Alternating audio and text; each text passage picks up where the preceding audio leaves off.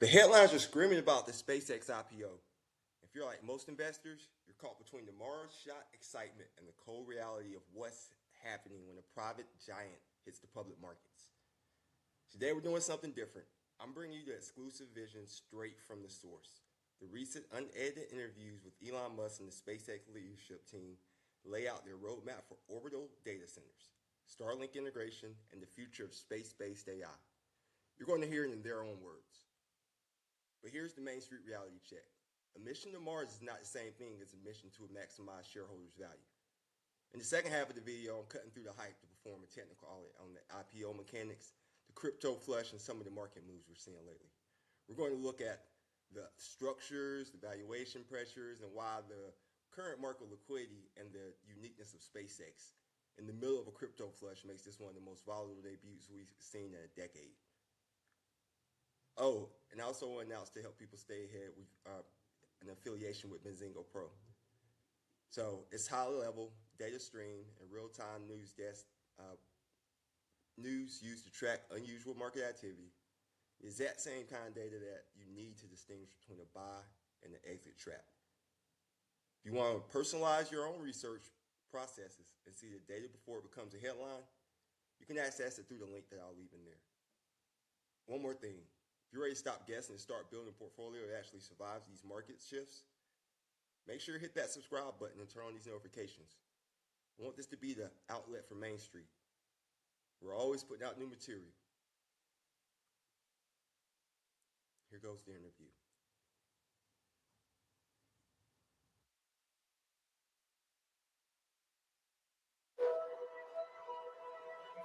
Hi, I'm Brett Johnson, Chief Financial Officer of SpaceX for the last 15 years. Only one the company's ever had, actually. And it's a pleasure to talk with you about SpaceX. Elon started SpaceX with the goal to change mankind and make us a multi-planetary species. And what's been very exciting is we've been able to expand that mission with our Starlink constellation, as well as with our AI solutions. At our core, we're really builders. We're the only company building the integrated hardware and software infrastructure to really power multiple businesses. But we started back in 2002 at our roots as a space business.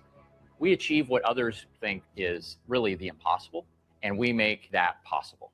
If you look at some of the milestones that we have accomplished already in the space business, we're the first private company to develop and launch a liquid fuel rocket and reach orbit back in 2008 with the Falcon 1. We're then the first private company to successfully dock a spacecraft for the International Space Station in 2012, the first to successfully propulsively land a rocket from space, specifically the first stage booster back in 2015, and refly an orbital class rocket booster in 2017, the first private company to launch astronauts to orbit and fly to the International Space Station in 2020. We are the first to have really a fleet of rockets that end with reusability and drive from Falcon reusability today of the first stage to full reusability with Starship. 23 metric tons of capability with Falcon 9, going to 64 metric tons of capability with Falcon Heavy, to now about to be 100 metric tons with the version 3 of Starship. And really, from a rocket reuse perspective, that has been the unlock mechanism. It's really driven down the cost of launch and given us the ability to drive up launch cadence. Specifically, having a hangar full of rockets to show our launch customers, or having the ability to ramp to, just last year alone, 165 launches of our Falcon 9, and now moving into fully reusable with Starship.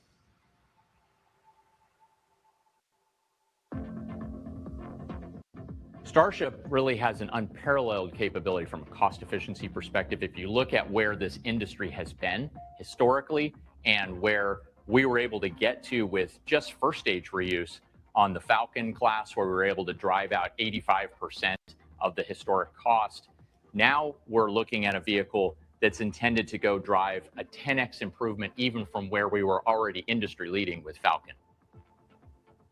Along with the unlock from a cost perspective, Starship also gives us an unlock from a throughput perspective. So you see with Falcon 9 in the expendable category, let alone Falcon Heavy at 64 metric tons, going to 100 metric tons with version 3, and then already starting to work on version 4 in the design that should double that again to 200 metric tons to orbit. We talk about the mission and certainly how we accomplish the mission. One of the reasons that we're able to do this is we run what Elon calls the algorithm. And the algorithm starts with, first and foremost, making the requirements less dumb. Question the requirements is a key piece of our culture. We then move into deleting parts and process steps. And you see that as an example in the picture here, where you have the first version of the Raptor engine on the left going all the way to Raptor 3. And then once you delete the parts and the process step, you move into optimization, acceleration, and automation. And then pivoting to the connectivity business, again, the connectivity business is really enabled by our core launch capabilities. We have now launched and operate a high-speed, low-latency global broadband constellation, otherwise known as Starlink. And really, we feel Starlink is an unrivaled satellite constellation. The V2 satellites that we fly today on Falcon deliver 96 gigabits per second per satellite, and we fly roughly 27 satellites per launch. But the V3 satellites we're about to fly in the back half of this year are a huge step function in capability. In fact, per launch on a Falcon today with the V2 satellites to the version 3 satellites, it's a 20x improvement related to the capacity per launch with version 3. And in fact, that translates into, with 60 satellites flying per launch on Starship and each of them delivering roughly a terabit per second, that we will be able to fly 61 terabits per second of downlink capability per launch of Starship coming up here.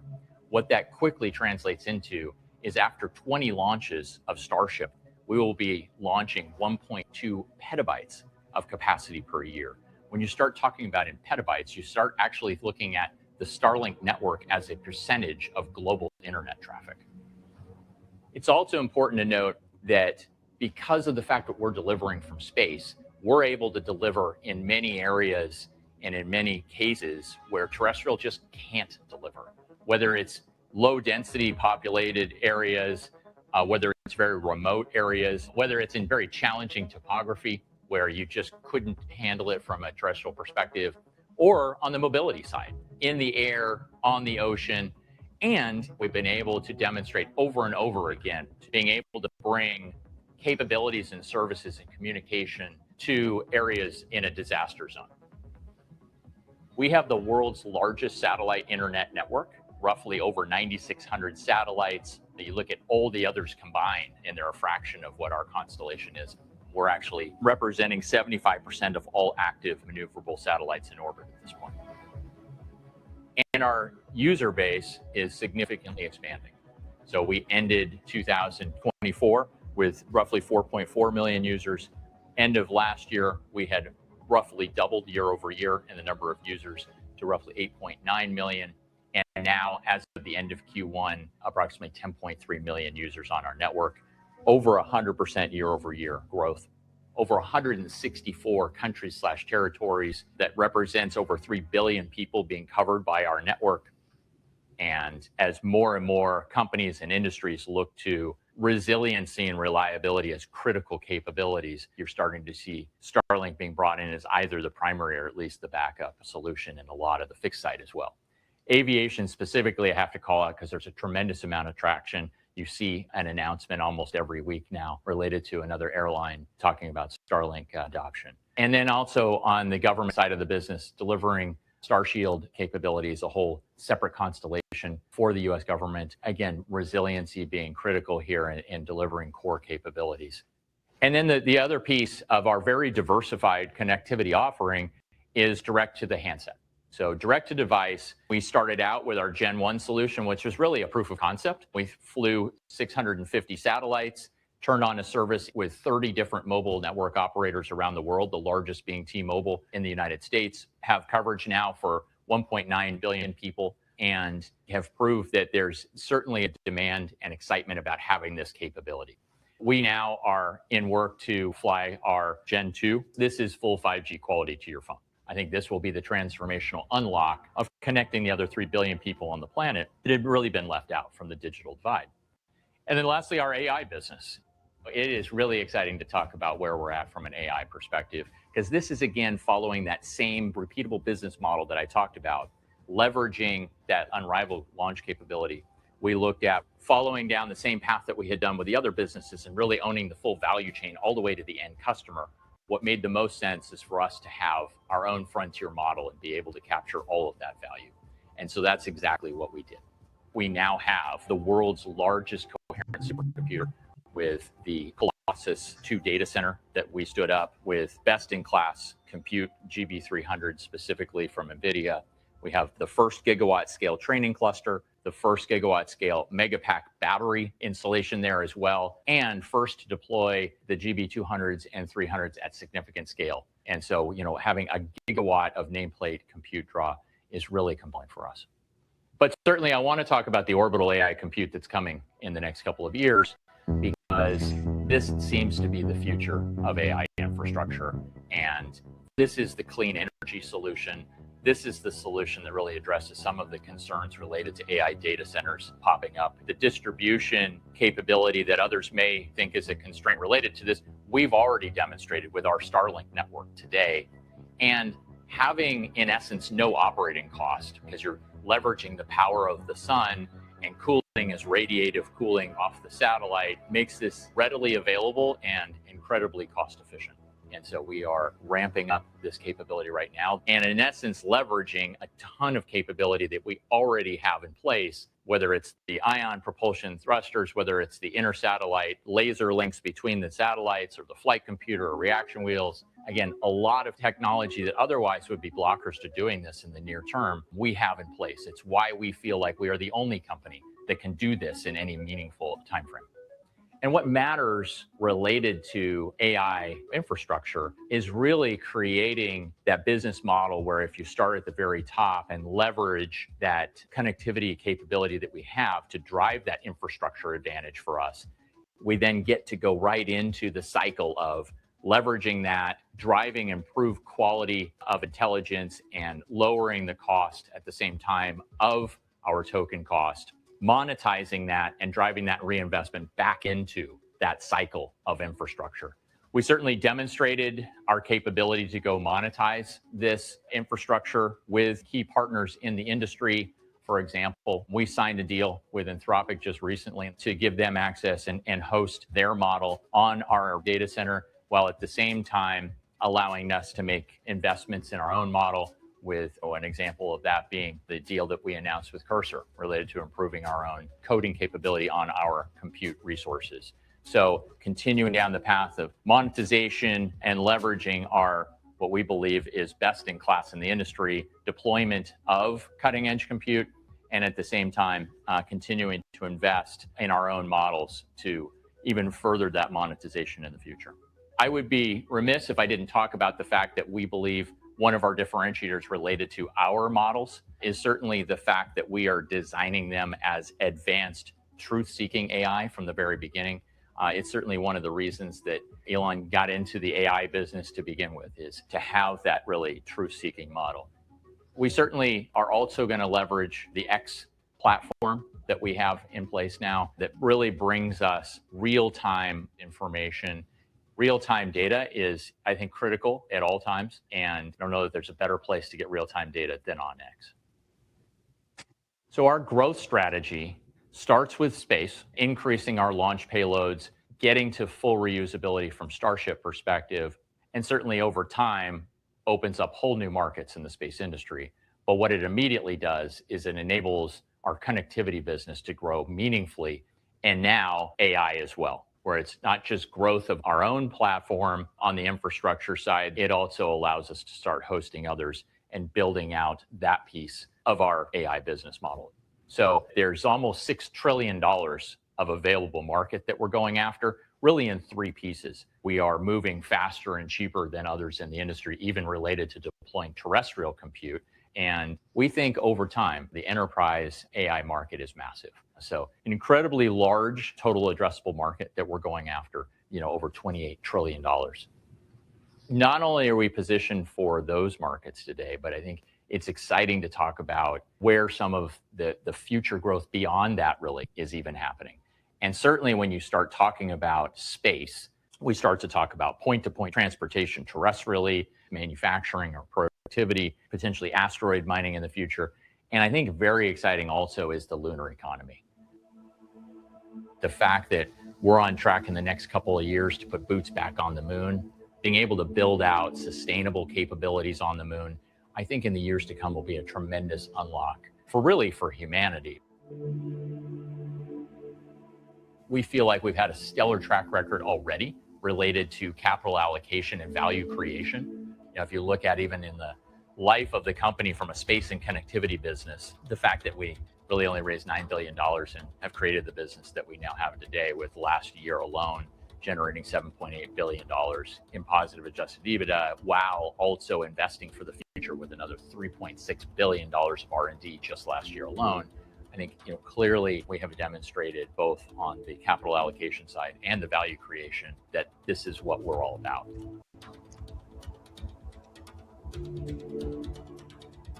And what that means from a financial perspective on top line, revenue has continued to grow meaningfully year after year after year.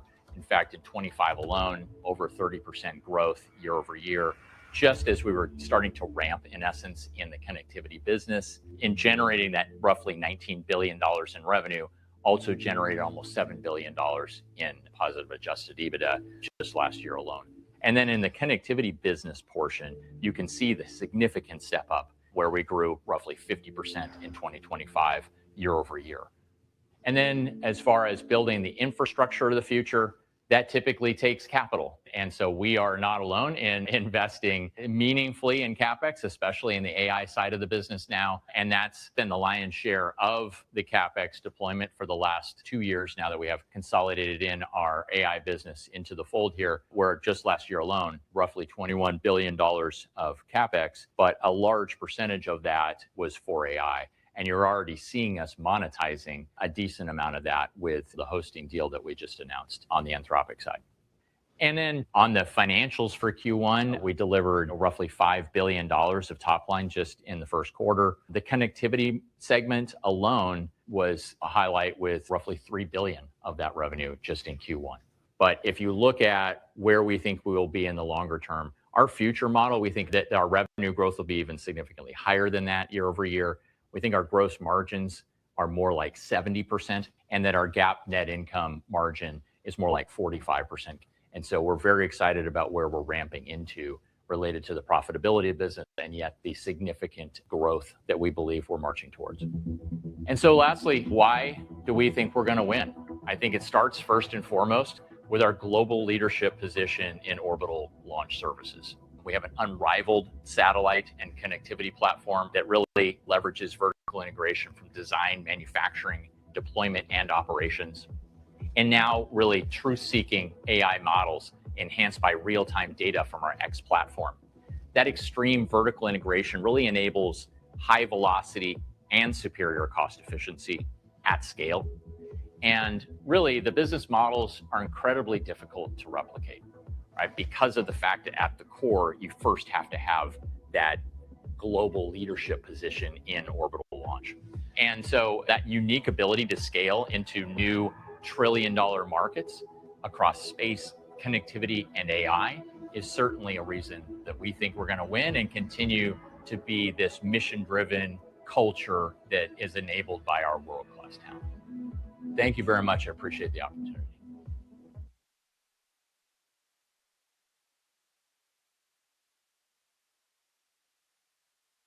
So there you have it, straight from a SpaceX, the CFO there, discussing some of the ways that SpaceX is looking to, some of the ways they change the world, some of the things they use for their plan. I mean, but you have to realize when you have IPOs and they're on the road shows, they're going to present their literal best foot forward. So what you're seeing is their best foot forward. We're going to jump into another video here in just a second, another interview. Like I said, I want to give you interviews, and I want to give you the setup from exactly the people who are running these initiatives, the SpaceX CEO, CFOs.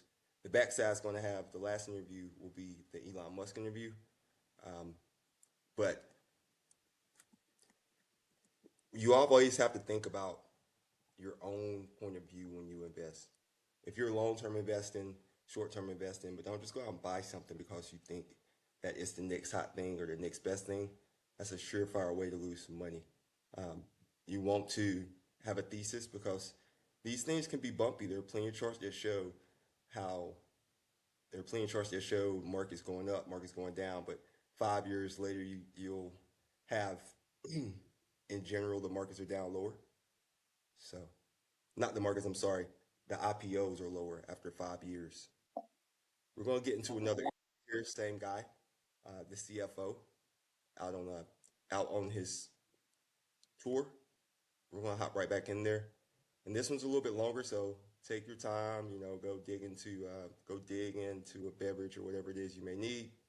And we're streaming these straight from their platform, so they should appreciate the shout outs. I just know this is a really big topic happening right now.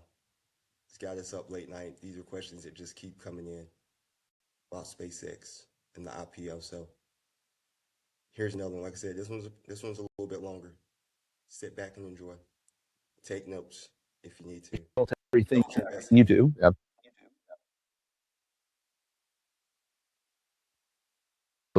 You are 10 years ahead of the world in reusability, but Starship is designed for rapid reusability and dramatically more mass to orbit at a much lower cost. So can you just talk about launch, how important it is, and then Starship in the context of that? Yeah, I think launch, if you're going to be a space company, I tell people it's hard to be a space company and not have a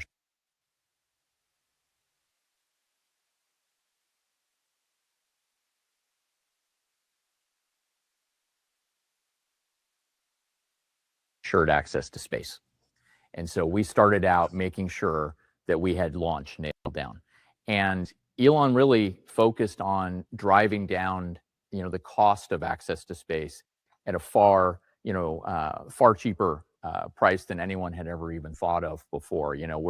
We're now, lowest cost per kilogram to space ever in the industry, and we're looking for Starship to do another 10x improvement as we get to rapid reusability with Starship. So it is definitely at the core of what we do, and it's the enablement for all of the other businesses, whether it's Starlink or direct to sell very soon, or now AI compute. And so I think you absolutely have to start when you talk about SpaceX by talking about our launch capabilities. And Starship will be, to your point, next level, because what we're doing now is taking on this huge, I would say, like the holy grail of rocketry, which is rapid reusability. It's one thing to bring back the first stage, which is amazing, right? And transforming the industry. But we did that 10 years ago with Falcon.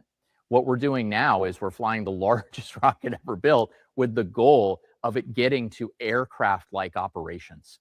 And that is a completely different dynamic, but I think that's what it will take to be that catalyst for the whole space industry related to kind of turning the 2030s into something that we had expected when we were kids, related to the space industry. Where in the Starship program are we? We just had a launch. It was, a V3 of the ship and the booster. It felt like, I will admit, it felt kind of like we were both there. It felt like a high risk event heading into an IPO, but from my perspective, and as far as I could tell from the SpaceX team, it seemed very successful. So what did we learn? Where are we with Starship? And where are we on that path to rapid reusability? I think our first launch of V3 that you're referring to from just last week was a huge success for us. The fact that we were able to demonstrate the full system capability, the new V3 Raptor engines, all of the changes that you saw on the bottom of the vehicle, all the operational changes that we did as well, and then you saw that soft splashdown at the end of the second stage, I think gives us a lot of conviction about where we're going, not just in years to come, but really even in the next couple of flights. And that's really exciting, because that is, as we were talking about, that platform or catalyst for the rest of the business. Having a rocket that can take 100 metric tons to low Earth orbit is going to be hugely important for everything we're about to go do. And that's 100 metric tons at what cost relative to Falcon? At what cost? Well, I think, as soon as we can bring back that second stage to the tower and start rapidly reusing it in the next, we'll just say in the next couple of years, I think you're going to experience a 10x from a cost per kilogram to space from where we're at with Falcon today. And so that is, I think, a huge springboard for multiple pieces of our business. I think of launch as enabling a variety of applications for SpaceX as a company. And, if kind of, Microsoft, they had the operating system and enabled a lot of applications. Launch is foundational. And the first and the biggest and most well-known application is Starlink and your connectivity business. And can you just give us a sense of the scale of that business, the growth of that business? Yeah, it's very exciting because we actually haven't been in the connectivity business for that long. When you think about it, really having our first production satellites in space back 6 years ago and ramping that business to where we're at today with over 10 million customers and over 10,000 satellites that we have now flown to space in 160 plus countries around the world, it is clear that we're delivering a capability that the world really wants. And I think that, it just gives you so much conviction when you're delivering a great product. And we've had so many notes in. In fact, we send out an email each month with, how many communities around the world we've had a positive impact in. It's really special, whether it's, indigenous tribes in Canada or down in Brazil where we're connecting, schools or in Africa where they haven't had any connectivity before. Bringing something like Starlink to the world has been pretty amazing. And so, what it's done is it's given us an extension of the mission we were talking about. First and foremost, we want to make mankind multiplanetary, but above and beyond that now, having the ability to connect the other 3 billion people on the planet and really bridge that digital divide has been really special for folks. And, I think that really resonates. But yes, I agree. Starlink was that first piece of the business. And I think that 10 million customers can become hundreds of millions of customers around the world in time because of the fact that, it's so much more efficient to deliver to so many different locations from space than it is terrestrially. And so we're just heading down that path right now. And we're incredibly vertically integrated related to it. So I think, we end up being a little bit of the blockers now become our own capabilities, which is great. That's exactly the way we want it. But what Starlink also was it was, I would say, that catalyst for the Falcon business to really ramp up operationally. Because, if you don't have payloads kind of lining up, then you don't really have a reason to go from 10 launches to 22. We launched 165 times last year with our Falcon vehicles. And what we would do is we bring multiple stacks of Starlink, satellites to the launch site such that when there's an opening between launches of third-party satellites, we can then, we're going to take that slot for Starlink. And so now, as you go into our next phase with Starship, I think we have another catalyst like that. And above and beyond Starlink now, we're going to have AI compute satellites. Absolutely, 100%. And I'm super excited to talk about AI compute. But I do think it is Starlink. I'd love to just double click there because I am a former telecom analyst. So it is near and dear to my heart. Yes. And just some observations that come to mind for me. One, people have forgotten how big the telecom markets are.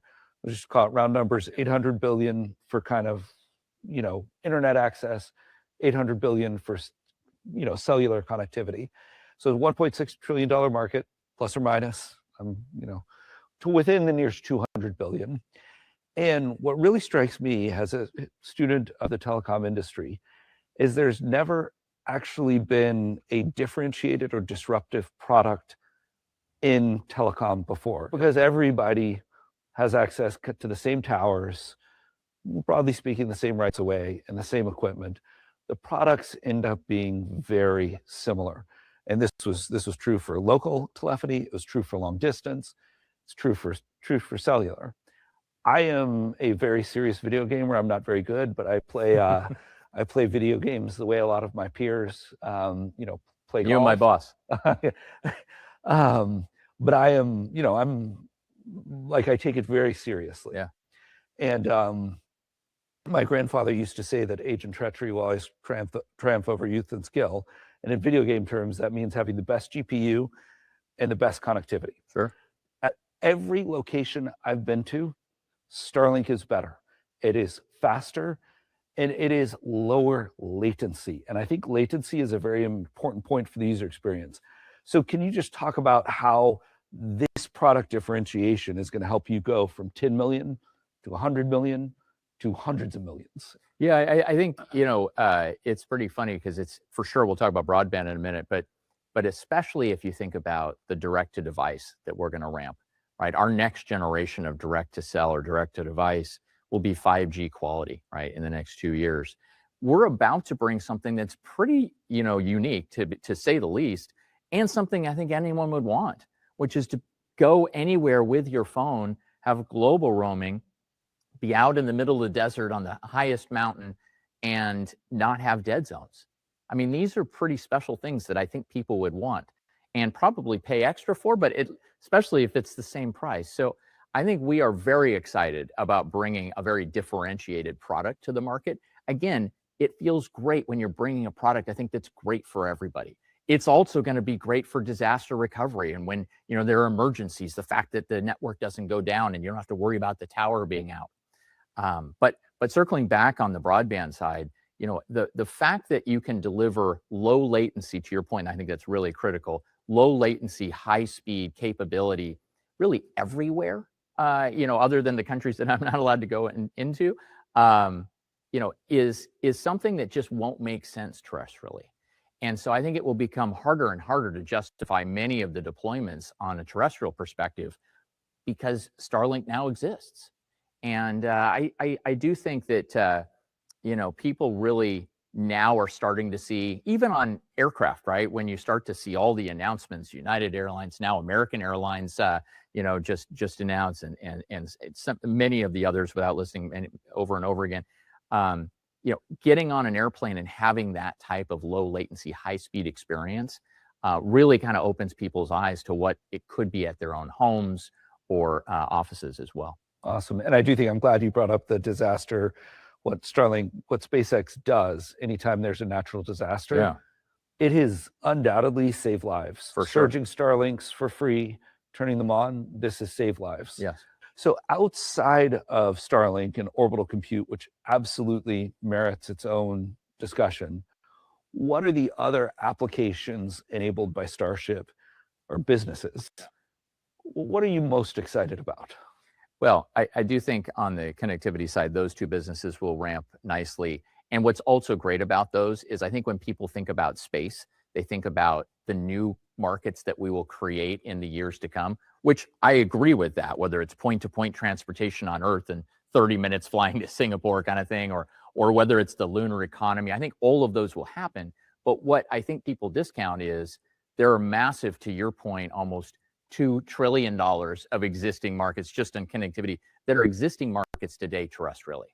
And so the fact that you're able to deliver a better product in an existing Earth market before even talking about space is probably what gets missed some of the time. And it's not just a better product. You do have a cost advantage. Yes. Yes. You're not digging ditches, right? Yes. You're not digging ditches. You're not spending all that huge amount of upfront cost.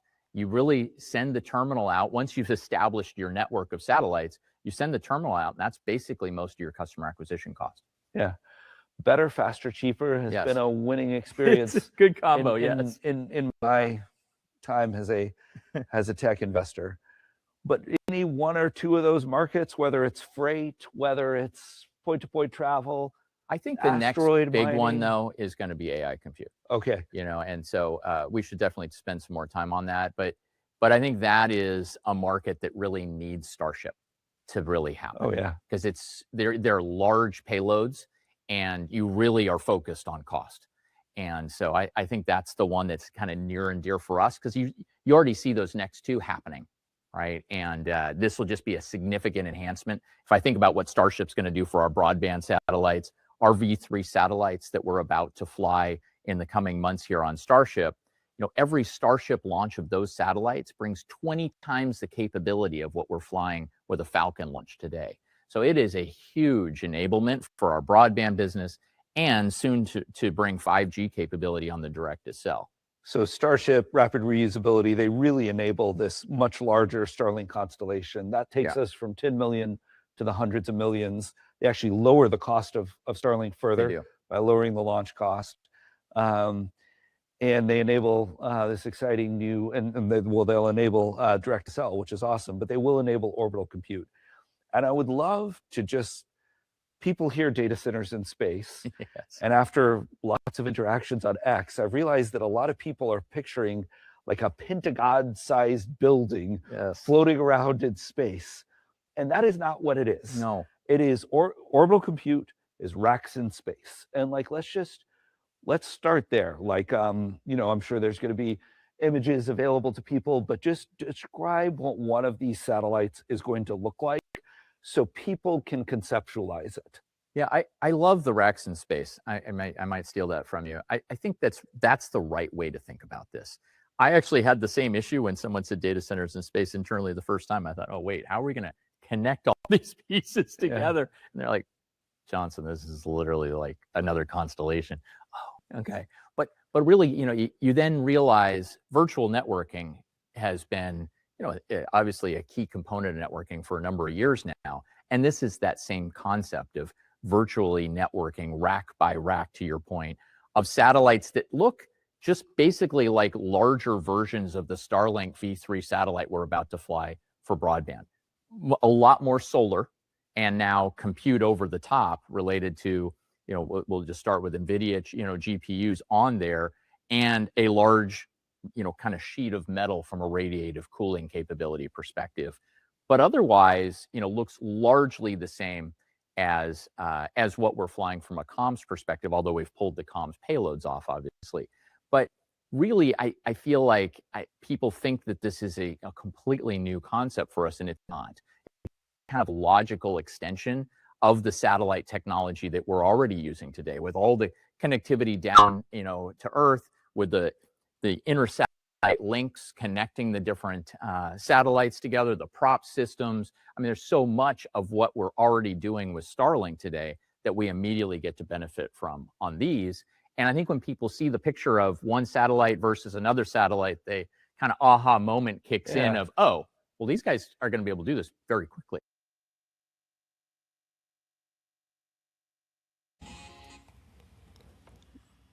Main Street, I can feel your eyes start to gloss over.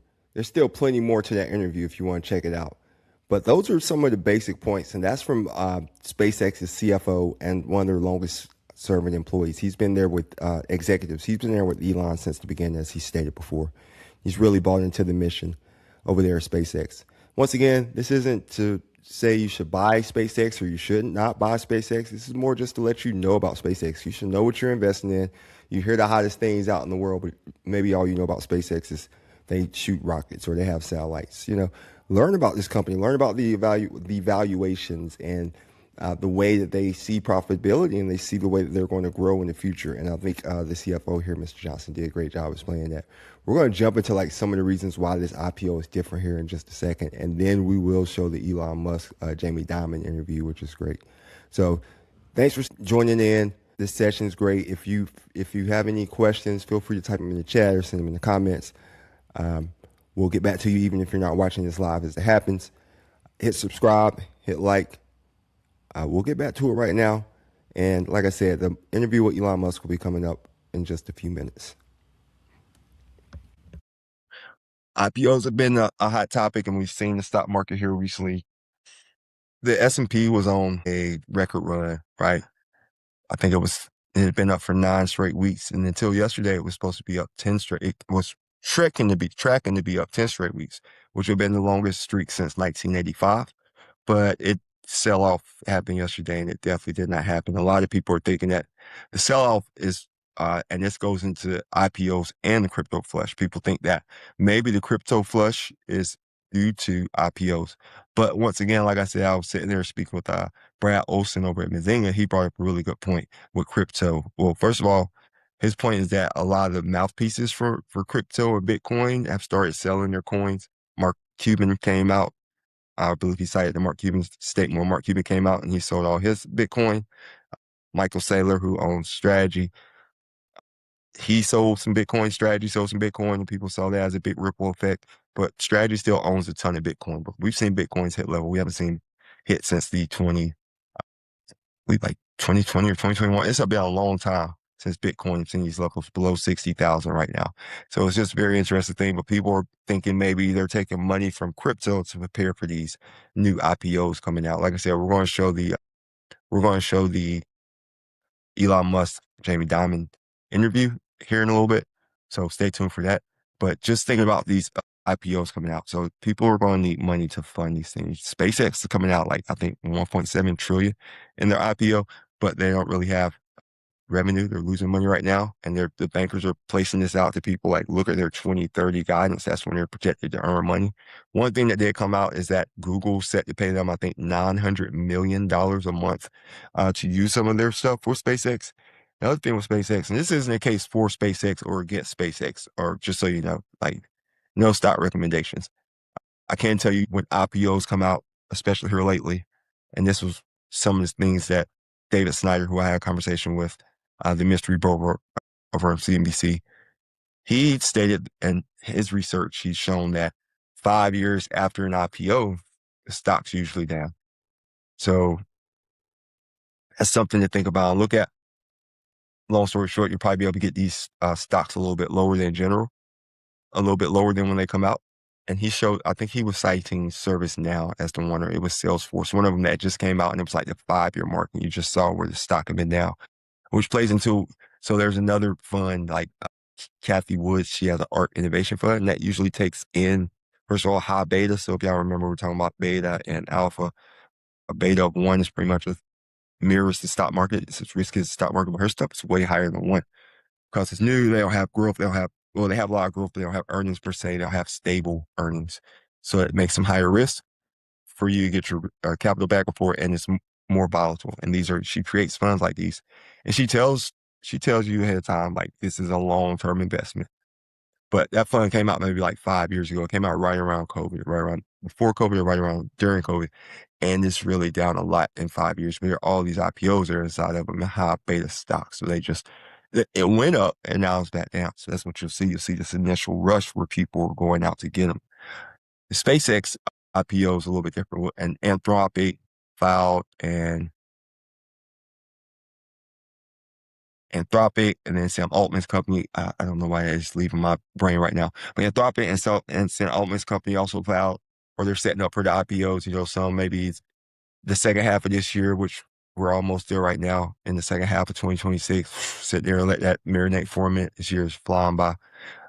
And then you have some set for the earlier part of 2027. We saw Cerebras come out. They make really big chips as opposed to other people who make small chips, and that's being really simplified for what they do. But they came out a couple weeks ago. That stock's down a lot from the initial price offering, but it kind of stabilized it's just following position of what it does. But generally with IPOs, so we're talking about IPOs in general, right? Generally with IPOs, retail investors can't get IPOs. They can't really get any shares. They'll go out, they'll have an IPO roadshow, these private companies before they come public. So initial public offering, IPO. Before they become public, you'll have these companies, they'll go out on what's called a roadshow and try to get people to invest.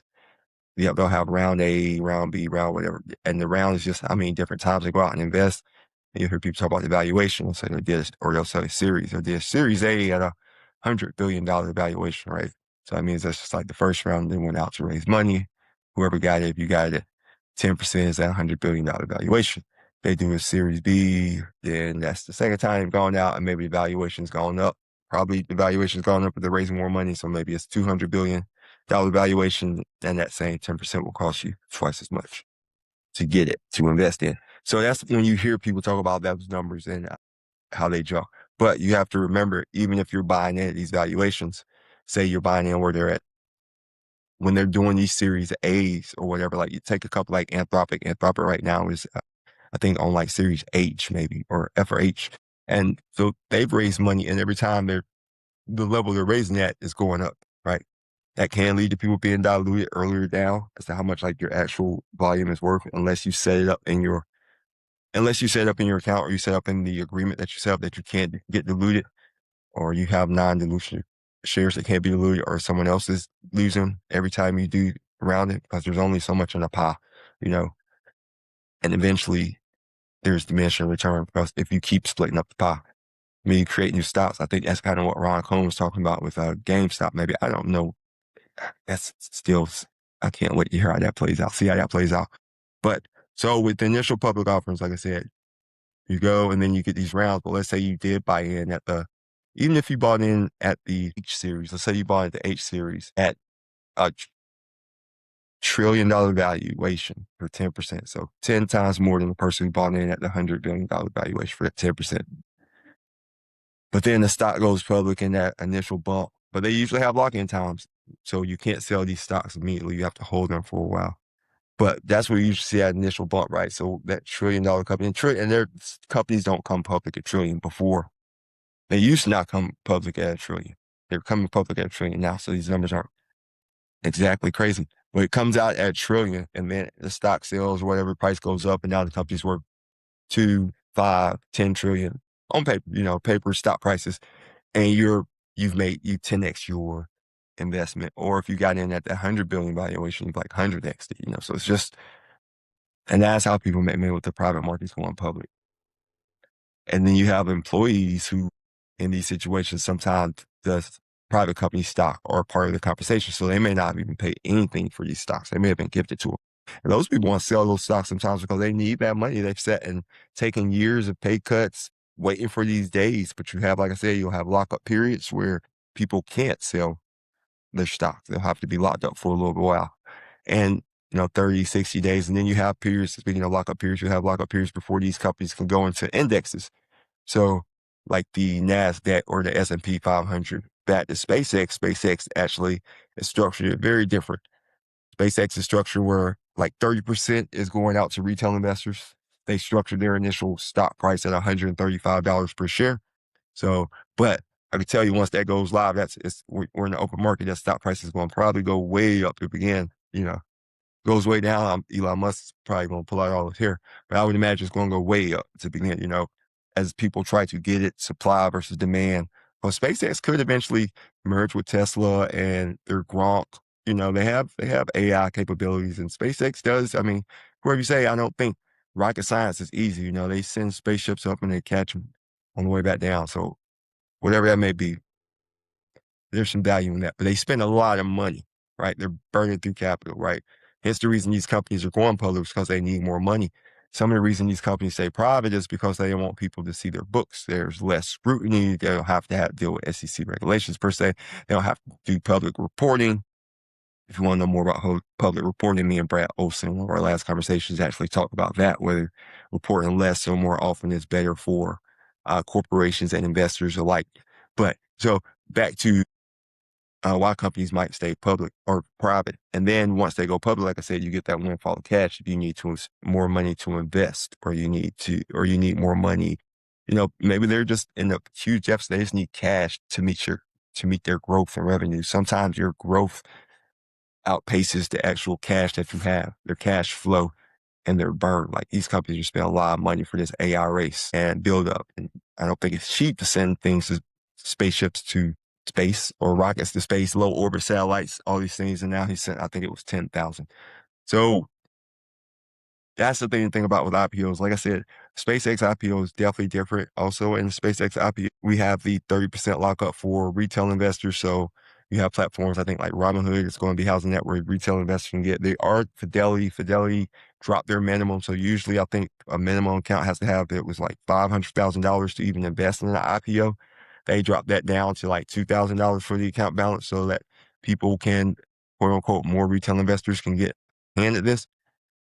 One thing you have to realize is like Elon Musk and Tesla, that was like one of the original retail investor meme stock movements.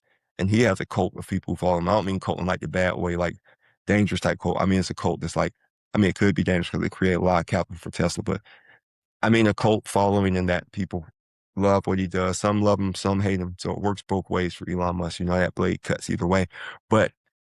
And he wants them to have access because I think one of the big things that they were planning on, like I said, this is a little bit different, a lot different actually. They're already going to be fast tracked into the NASDAQ 100 and maybe NASDAQ 300 indexes as well. So they're going to go into people's retirement portfolios.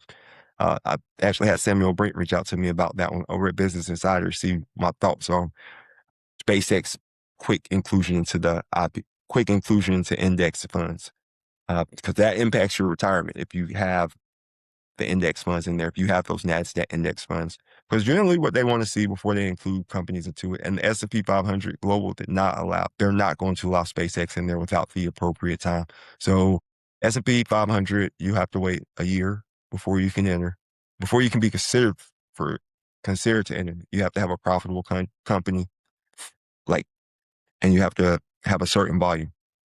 Market cap. They're going to be fine with the market cap, but we'll see if they're profitable by that time. So there's no reason that they will be. I mean, I assume they'll be fine with the market cap. If they're not fine by the market cap by that time, they definitely won't be profitable enough to go into there.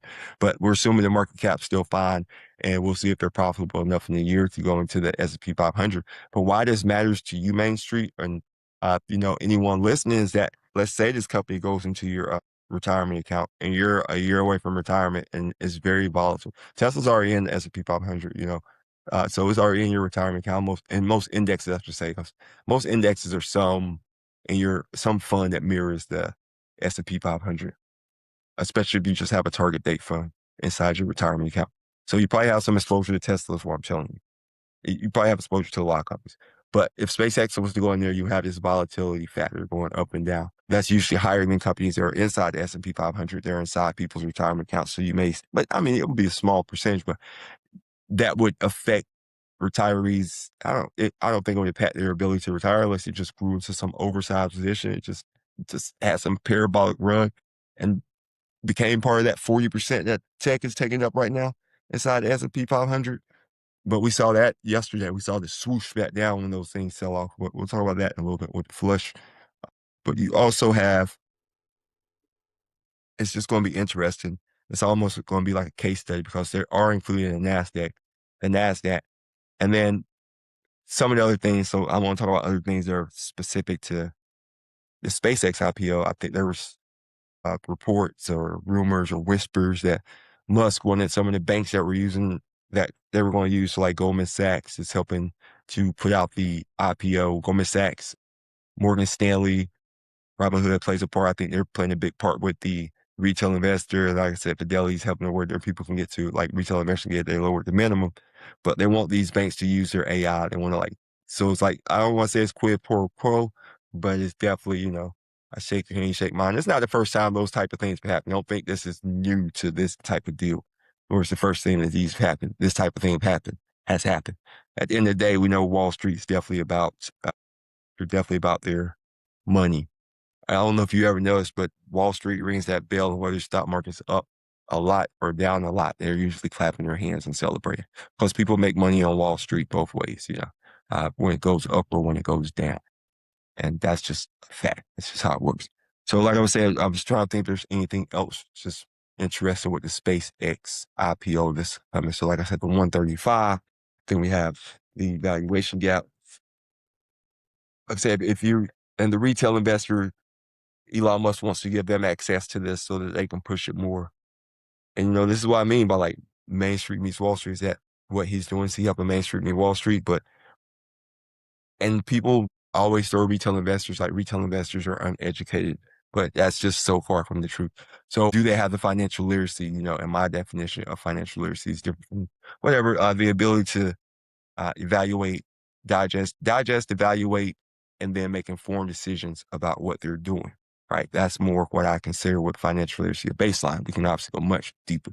I could write a paper on what financial literacy is, in my opinion. But you have IPOs, like I said, and then you have the SpaceX. So it's just generally different. It's going to be different. It's going to be harder. I don't want to say it's going to be harder for him to fail but you saw what happened with Tesla. I think it will be volatile. I think it's something to be watched.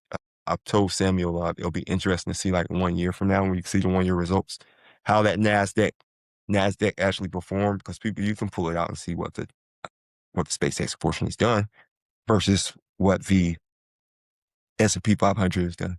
People also said that Musk may merge SpaceX, Tesla, and Grok together so he can reach his compensation package of $1 trillion. which will pay him up to like $1 trillion if I remember correctly. But I think there may be some language in there where he may not be able to reach it by doing it that way, but he may.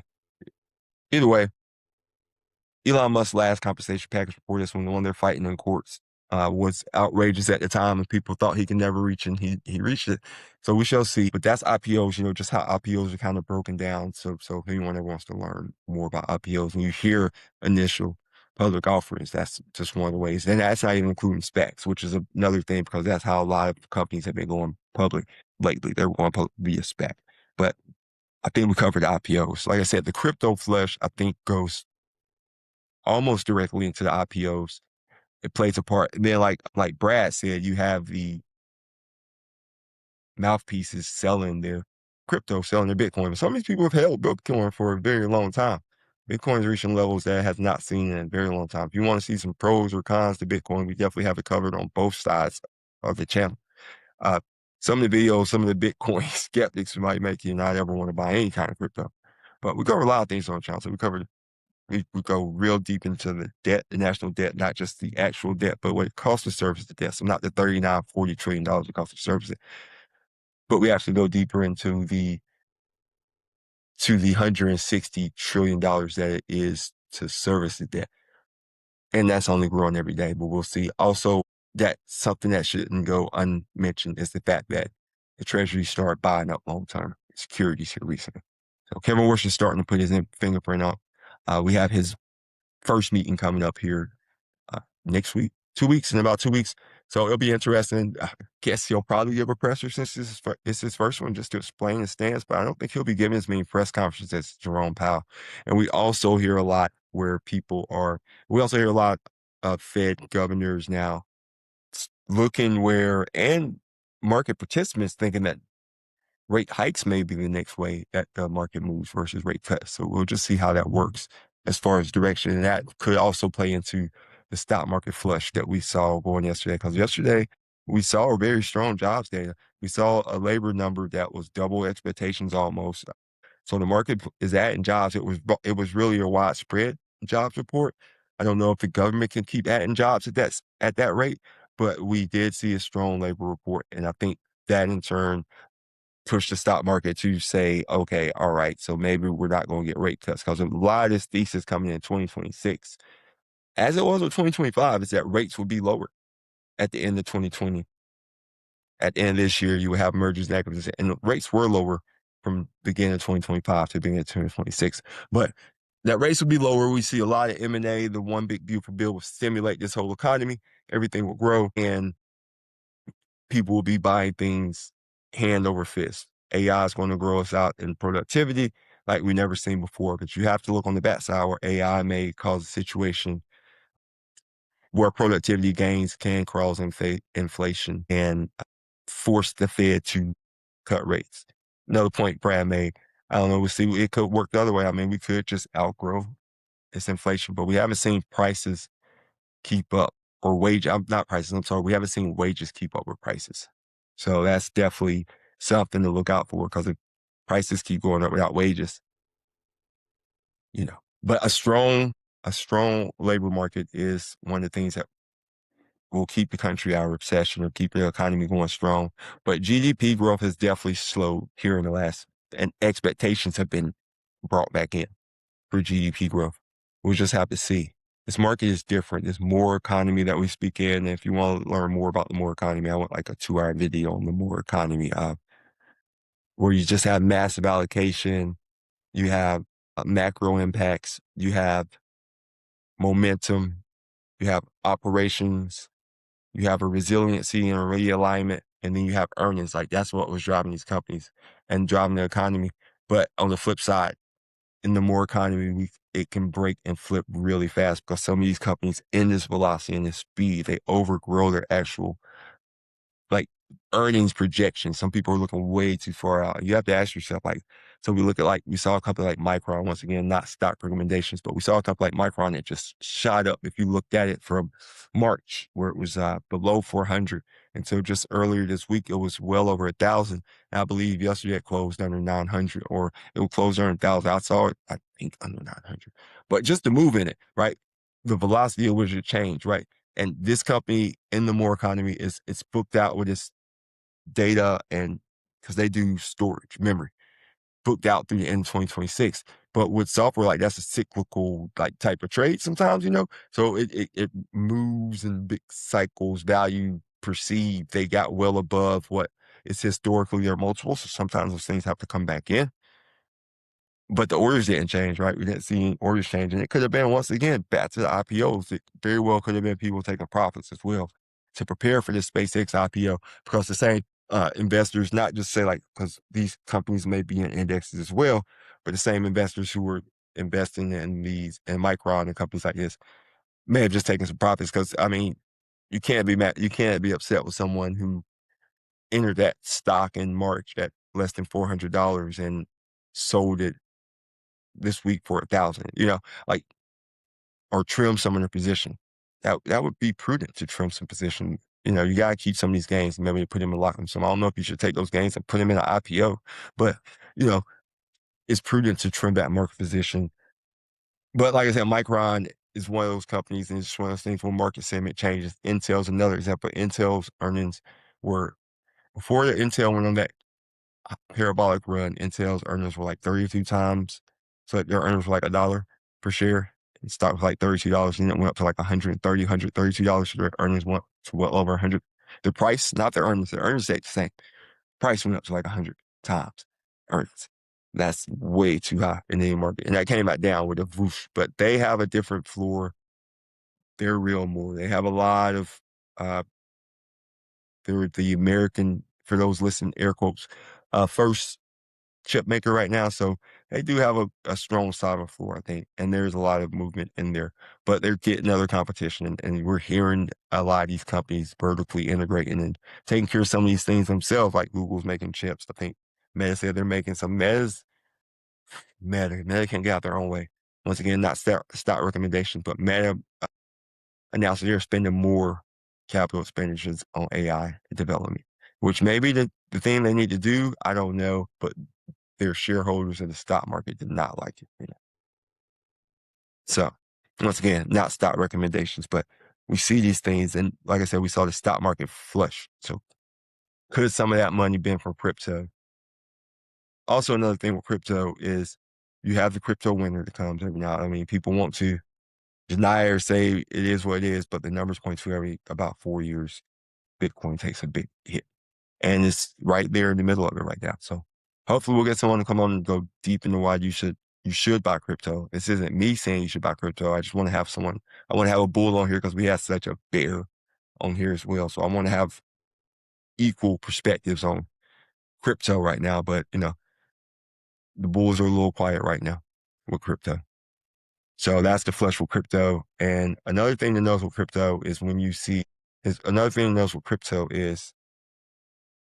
I've mentioned this before, when events happen over the weekend, like crypto may go way up or crypto may go way down, because that's one of the only things that you can trade as well.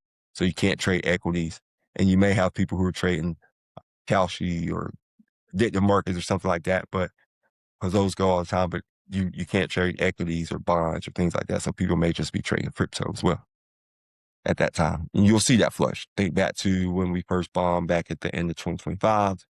We bombed Iran. Crypto oil went way up over the weekend, but it kind of came back down, even back out. Crypto flushed, and then it kind of bounced back out because people were taking money from that to buy oil or buy futures. So it's just I want to say it's a circle. But when times get tough and affordability hits or people need money, and maybe for these IPOs, or maybe just for the affordability that we're feeling in the world with gas prices right now, we're not even talking about the war. We don't have enough time to go into geopolitical with Iran right now. Because like I said, I want to play that Elon Musk interview with Jamie Dimon here in just a second. But here, so like I said, you have a crypto flush, and then we saw the stock market just move, perhaps on people fears of returns from the AI investment. And the AI investment, those big companies were like 40% index. That's just way too much. We're seeing a rotation in the market. So we talk about the stock market flush and then the outlook. We're seeing rotation in the market. We are seeing healthcare data okay comparatively yesterday or recently, where we see the stuff going out tech. We're seeing healthcare pick up. I'd say I don't know if you look at the Spurs and then you look at the Spurs, you look at the Knicks, one is the IGB, like one's software and one's SMH and one's semis, right? There was a point where there are only two players in this game right now because in the AI game, pretty much everything was made up in that ecosystem where people needed it. And it's like finals where you have to watch. Those are only two teams in it. But we've definitely seen a move right now where people are broadening out their investments and looking for other sectors. And internationally, shop to watch international. Because every now and then, international just comes back and makes some moves, which goes back to the point of diversification. People, we need to have that diversification inside of our retirement portfolios. So, been talking for a while, been talking for well over about an hour now. Thanks for staying with me so far. We're about to get into this recording here in a second, but just to recap, we were talking about the Knicks and Villanova and Brunson, so the leader of those teams, and how the Knicks have gone from the last time they were in the finals, 1999, where they were pretty much a growth stock. Now they're definitely more of a, integrated, maybe like an Apple, where they're bringing in value. And then you have Wemby and the Spurs, who right now, they are growth stocks, acquiring, trying to help meet their mergers and acquisitions to get to where they're going to right now. But they're facing some resistance, so they're down a couple games. We talked about IPOs, SpaceX's IPO is coming up, Anthropic's IPO, OpenAI's IPO. That's Sam Altman's OpenAI's IPO is coming up, which reviewed the Seabricks IPO, which just came out. Spoke about the history of IPOs and how Data Snyder's research points out that 5 years after an IPO, they're usually lower. We spoke about whether crypto is a reason for this, the crypto flush, some of the reasons for it. Maybe it is investors wanting to spend money or building funds for these IPOs, for the SpaceX IPO, which is about to come out. We spoke in depth about the SpaceX IPO, but we're going to even look deeper into it here in just a while. And we just spoke about the stock market. So the stock market flush, some of the reasons, which can kind of be tied to it. I mean, investors, like I said, the stock market has been on a historic run. It's been on a very long bull run. Some would say a 17-year bull run. And even like the 9-week run that we just ended last week, where we were pushing for 10 to be one of the longest runs since 1985.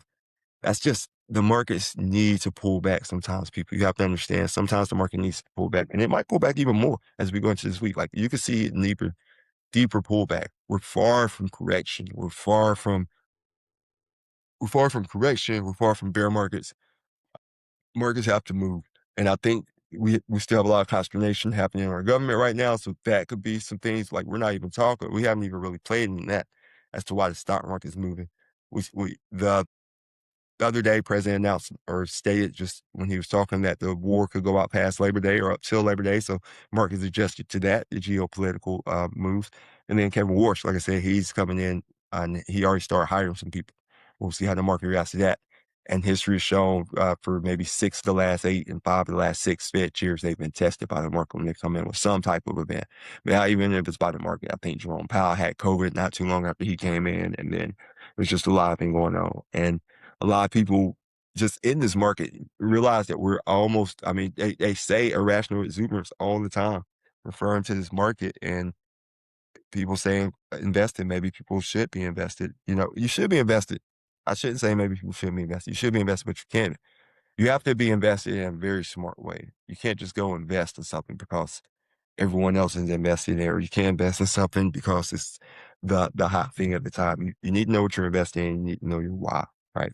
So I said I was going to speak about the Knicks, and maybe the Knicks are the IGB, right? Maybe they're durable, man. These Knicks, your assets. You're thinking of the large cap software, maybe some dividend playing stewards, but they also have the defensive side, right? You got the cybersecurity or broad indexes. They provide you some systematic consistency in there. They're not going to dunk on the market every time, you know what I'm saying? They're not going to dunk on people, but they provide reliable compounding points, growth needed to secure retirement. And then, like I said, the Spurs, they may be a little bit more like SMH, a little more aggressive, Their assets, you got to think of semiconductors, high growth techs or emerging sector funds. They are, to win beyond them, man. These dudes come over internationally, like I said, you got to have your international exposures come over from France. He's taking the world by storm. Massive upside could drive your portfolio and your alpha, but they require the Knicks score to keep the portfolio stable. You know what I mean? While the market flushes. And the Knicks, I don't know, is this the new blueprint? We'll see. So, like I said, you just have to understand how this mix is applied to you. Are you a younger investor? You're an older investor. When you heard Wimby speaking, he was referring to how the Knicks are an older team that fought and they've lost, but he also spoke how they're not intimidated by the Knicks. You know, just because they're young. I think he didn't even know the fact that they were like one of the youngest teams in almost 50 years. That stuff doesn't matter. You know, once they toss up the ball, it doesn't matter whether you're the first guy or the 15th guy. When they put you on the court, you're one of the 10 guys on the court. So you got to play and fulfill your role. So and then the 2026 market outlook. So I'll probably recap that a little bit more. I want to give you a couple tips here at the end. We're going to take a second here, pull up this Mark Cuban. Not Mark Cuban. Sorry, Mark Cuban. Mark Cuban's I've been talking about him too much. Pull up the Elon Musk, Jamie Dimon interview. If you want to sit here with me, it's a good one. You know, it takes a few minutes. But it is a good interview for those who haven't seen it. Also, while we're sitting here, just take a second. If you hadn't hit subscribe to the channel. If you haven't listened to any of the old podcasts, you should go on over there and check those out. We got some real cool stuff happening over there. And yeah, so we'll get over here to the Elon Musk. Whoops. Starting right there. Give me a second. We'll go over here to their interview, and this is run on Musk's platform. So X, like I said, no politics here. We've had stuff from CNBC, Fox News. We've shown all the platforms. So no politics here. But I do want people, because there are a lot of people who may never hear this interview, may not even get to hear them speak from their own point of view, their own perspective. So I want you to hear from the people who are bringing these initiatives to the world. Some of the leaders in AI and finance, these people are going to go down in history for our time. So good or bad, they will go down. So it takes time, sit back, maybe get you a beverage.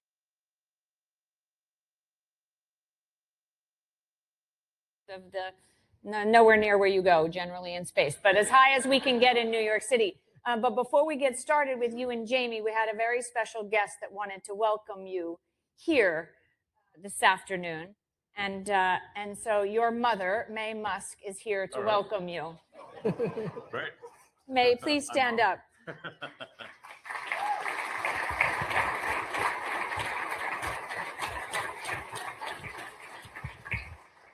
I don't think you can see me or everybody here. They can see you. Yes, okay. He can. This is your party. I actually can't see my mom, but I can hear her, certainly. Yeah. Okay. Oh, there you are. Okay. So what I'd like to say is when you were 3 years old and I told people I have a genius son, they would roll their eyes. And then... Sure. Well, understandable, frankly. I knew. And then... when you said you wanted to start with rockets, then I rolled my eyes. Sure. And then you did it. And so this is just a great party here, and we're celebrating. Love you so much. Love you too. One proud mama, please.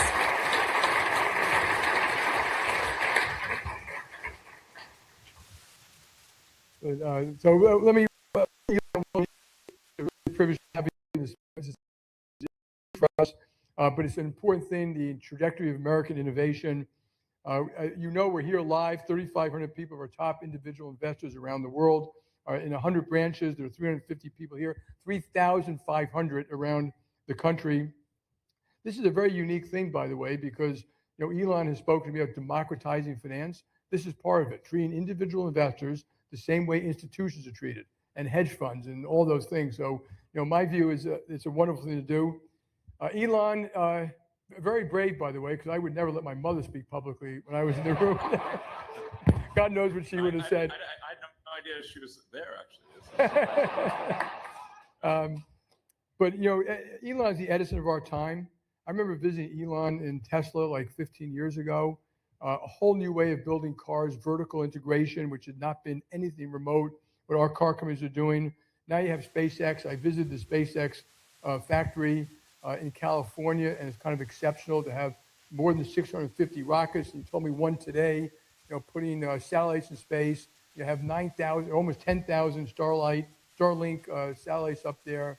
Starlink 3 is coming, which is a whole new generation, which hopefully will replace some of these undersea cables. It's been an extraordinary 24 years with watching Elon grow over time. And now making a massive leap into the future. So welcome and coming here. Elon, I have 10 questions for you.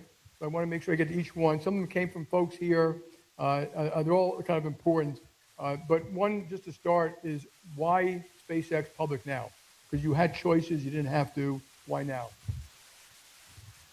Yeah, I've been asked for many years about taking SpaceX public. So it's probably been, I don't know, almost 10 years that people have been suggesting to me that I should take SpaceX public. We've been positive cash flow for quite a long time. I think since around 2014, 2015, and we've been self-funding. In fact, in our sort of private equity rounds, they actually have not been fundraising rounds. They've been liquidity rounds for investors and employees, because we give everyone at the company stock. And SpaceX has actually bought back stock in most of our sort of funding events. So what's different about now is that, well, it's a number of things, but we are embarking on a significant growth phase, like a capital growth phase, where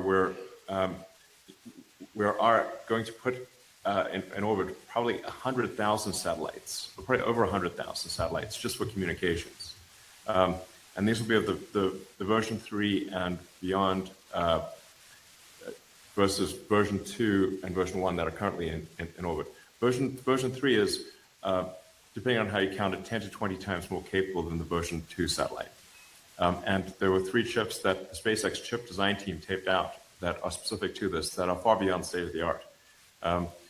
Which means it's 100 times more bandwidth than the SpaceX Starlink system currently offers, and also half the latency, because the altitude will be about half the altitude.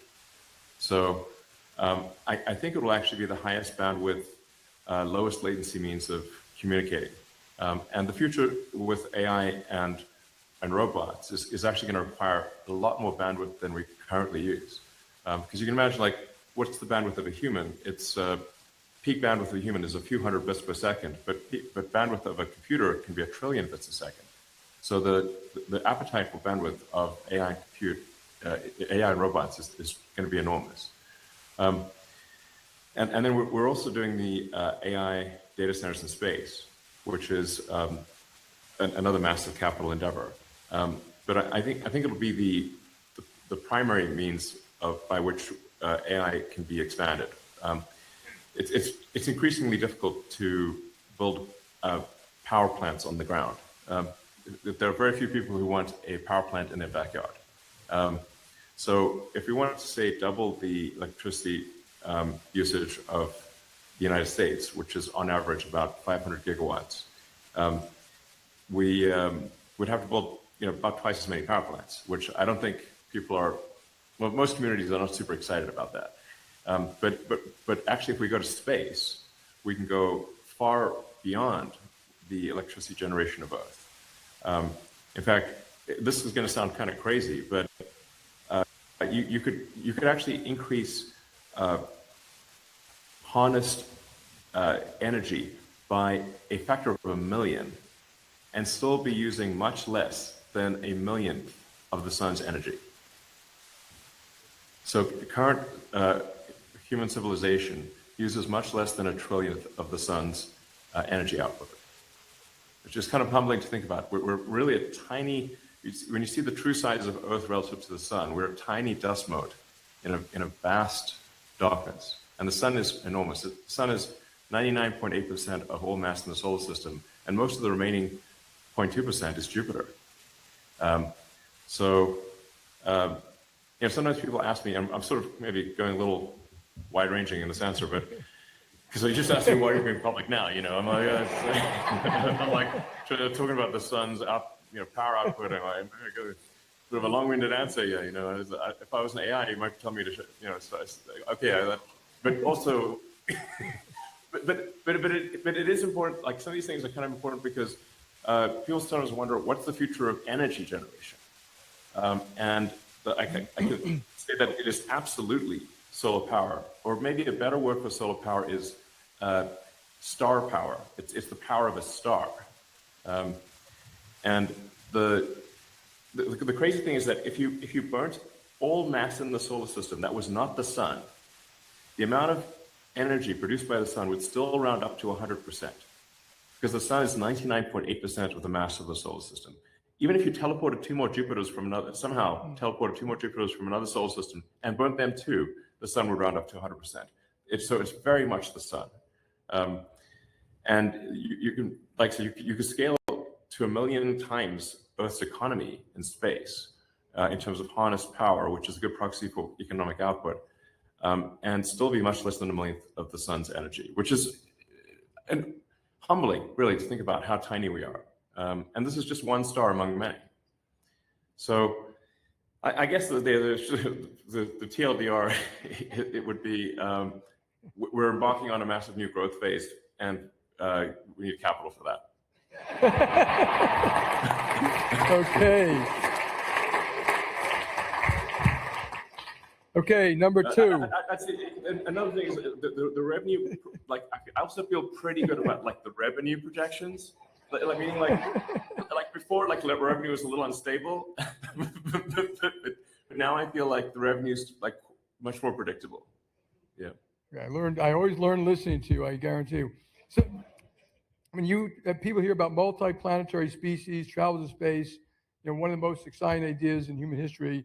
Can you explain the bridge that you speak about? I've heard you talk about from the Earth to the Moon to Mars. Yeah. So you don't necessarily have to go through the Moon to get to Mars. I just think that we can build a self-growing city on the Moon faster than we could do so on Mars. And there's also the potential, if you say you want to scale far beyond what you can do from Earth, is that because the Moon has no atmosphere and about 1/6 Earth's gravity, you can use an electromagnetic accelerator, a railgun or mass driver. Basically, you don't need to use rockets to do AI data centers into deep space from the Moon. You can literally just shoot them like a railgun type of thing, and you can manufacture the solar and the solar power and radiators on the Moon from Moon materials. That would allow scaling potentially to beyond 1,000 terawatts a year, which is a truly staggering number. Like I think we can do 1,000. I think we can do probably somewhere around 1 terawatt per year of AI space compute from Earth, but we can do 1,000 terawatts or more from the Moon. And like I said, we can also make a moon base, and I think it would be pretty cool if you could, vacation on the Moon. Like that would be the most epic vacation,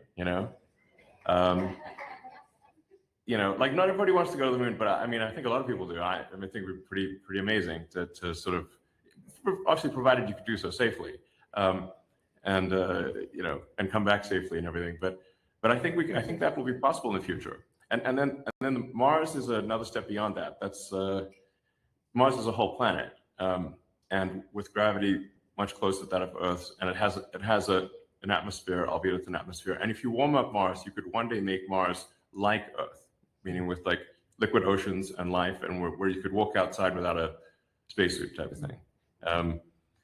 So Mars is I call Mars a fixer-upper of a planet, but it's got a lot of potential. Let me go to number 3. But I never ever thought you'd be in the hospitality business. Yeah. Absolutely. We should have moon hotels, don't you think? Yeah. Musk hotels. Well, it could be other. Actually, you think of us more like we're kind of like the Union Pacific, You know, when they built Union Pacific back in the day, people thought they were crazy because, like, why are you trying to carry all this cargo and people to California? No one's there. But now California is the biggest state in the country. Not for long, but yeah. Yeah, no, admittedly, it's self-defeating. Yeah. Yes. So Starship, you built it, unbelievable ship. I think it's already had 12 flights, I read. But obviously, technically, it's just hard to do. What are some of the breakthroughs you had that people should know about that they don't know about? Well, our webcasts are very good, so I recommend anyone who wants, if they want to learn about Starship, the SpaceX website or any of the Starship live casts are a great way to learn about it. But the fundamental breakthrough of Starship is that it will be the first orbital rocket that is fully reusable. So this might sound like an obvious thing, but because in every other mode of transport, whether that's aircraft, cars, bicycles, horses, you name it, ships, these are all, we take it for granted that they are reusable. An aircraft journey would be very expensive if you had to throw the plane away every time. And that's how rockets have been in the past. But it's very difficult from a technology standpoint to achieve full reusability for a rocket. We've got part of the way there with Falcon 9, but we'll get all the way there with Starship. And once you achieve full reusability, then it's simply a cost. It's simply the cost of access to orbit is just the cost of propellant, because now you can reuse all aspects of the vehicle. And the propellant we use for Starship is liquid oxygen and liquid methane, which is the cheapest propellant you could possibly get. I mean, we can just literally get oxygen from the air and methane from natural gas. So the cost of propellant for Starship will be less than the cost of jet aviation fuel, which means that you should be able to actually send cargo to space for less than the cost of cargo on an airplane going on a transoceanic trip. Unbelievable. Starlink, another thing that has been amazing, global communications. We already mentioned Ukraine. You had mentioned to me that V3 would maybe be able to replace some of these cyber cables, which, by the way, is a huge security risk for all of us because several have already been cut in the Baltic Sea. So what's the next view for Starlink, both V3 and maybe V4?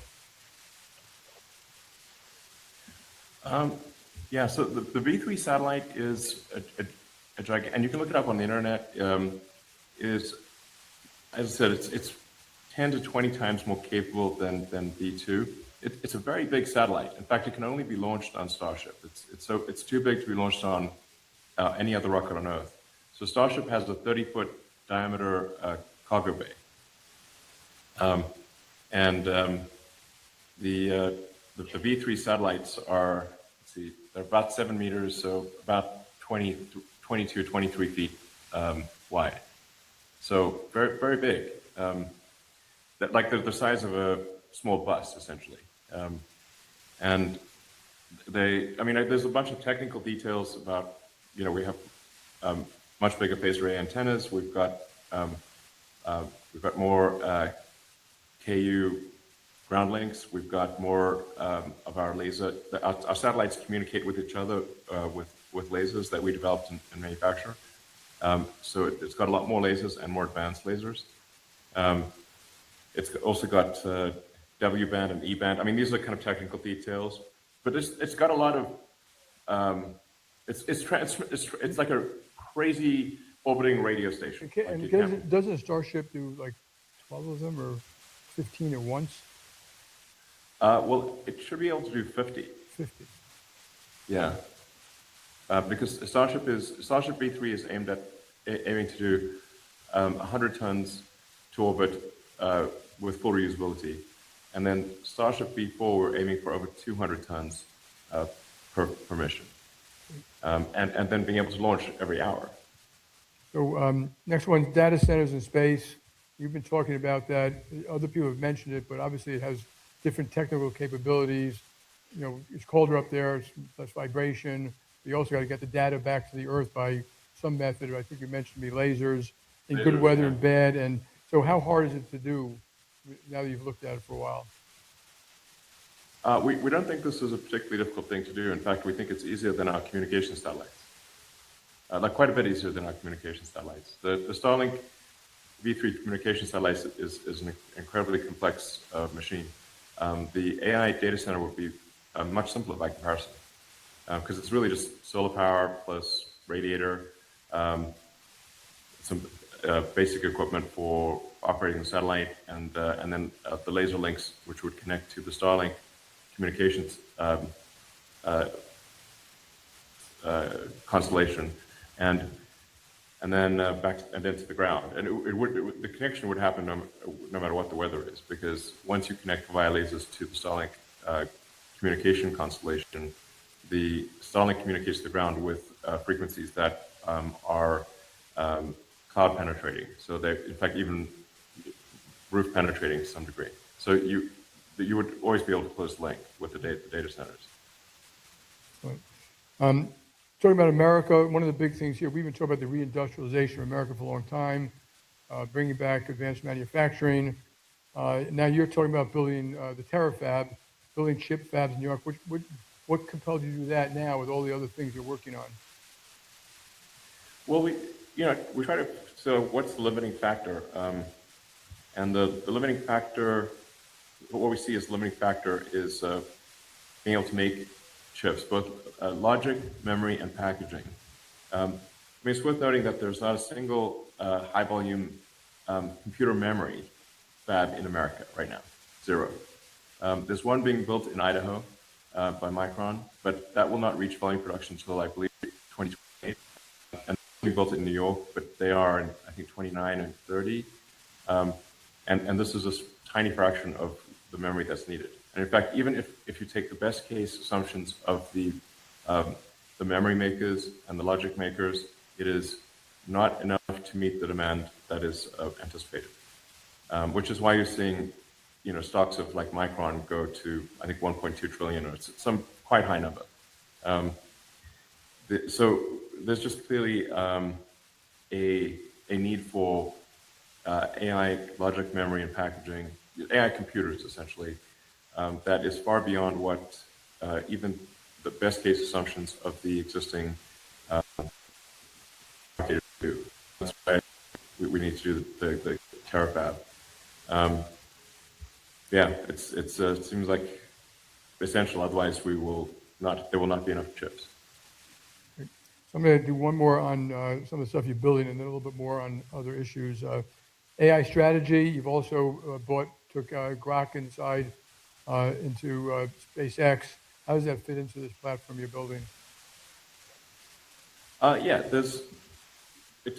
so we do intend with our SpaceX AI satellites to allow people to put whatever GPU or TPU they want. So if NVIDIA GPUs can be put on it, Google TPUs can be put on it, Amazon Trainiums, or any other chips that people want to put on can be put on. We'll also offer our chips in the future, and I think we also want to offer our software, our AI software as well in the future. But it will be such that you can run anyone's AI on hardware or software on the Tesla AI satellite, SpaceX AI satellites. Yeah. So the next three are completely different. I'm going to mention each one. I'll ask you each one, but one's about his view of patriotism, his service to this country. One's about culture and bench. How do you actually build these wonderful companies? Because a lot of people here have those issues. And then kind of leadership. And I have a very specific question about that. But first, I'll start with patriotism. You've served this country. I know you're a patriot. We've spoken about it. How do you view your role of being an American patriot, helping the United States? Yeah, I'm incredibly pro-American. And frankly, always have been. So SpaceX does do a lot of work for what used to be called the Department of Defense, the Department of War these days, I guess. We have a division called Star Shield, which provides military communications, and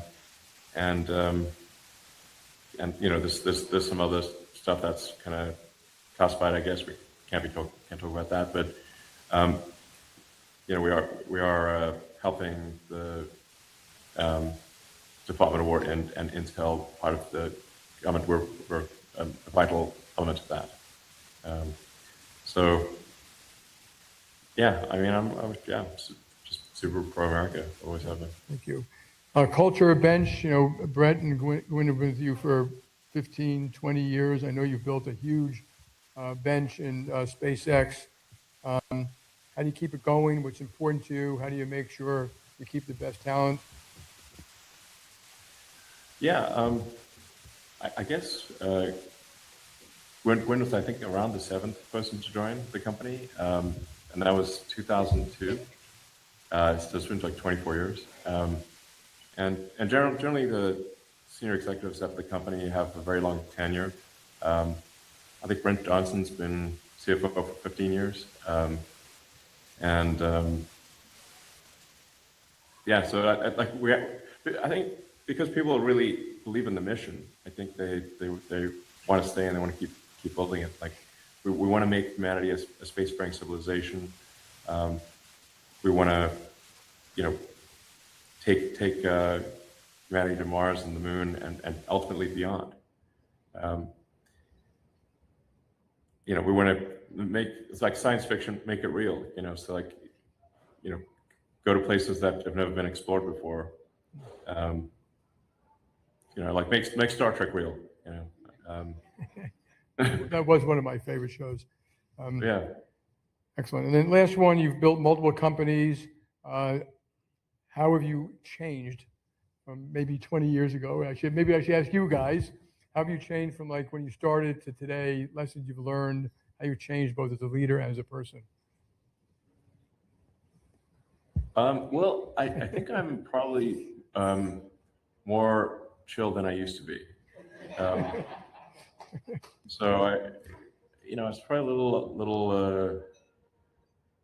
I'm way more laid back than I used to be, which I'm still not that laid back, but but more than I used to be, for sure. One of the things I found over time, and I've mentioned this before, is that like in terms of like recruiting people to the company or having people work at the company, like their individual abilities and their intellectual capabilities matter a lot, but also it also matters if they have a good heart. Like it's not just about whether somebody has a certain IQ or whatever, but like just are they like a good person? That matters a lot. So I don't know. I guess I've learned a lot. Although I feel like I still have a lot to learn and make a lot of mistakes. But I suppose I think like maybe the future AI will say like not bad for a human, Listen, before we thank Elon for coming, I just want to thank him. Just watching him build companies, and I can't wait to watch the next 10 or 15 years about what you accomplish and what you dream of, and getting to Mars and building new businesses and being creative. So, Elon, I want to thank you on behalf of everybody for coming here, sharing your ideas. There are brochures out there about the whole SpaceX thing. But Elon, thank you. Thank you. Thanks for having me.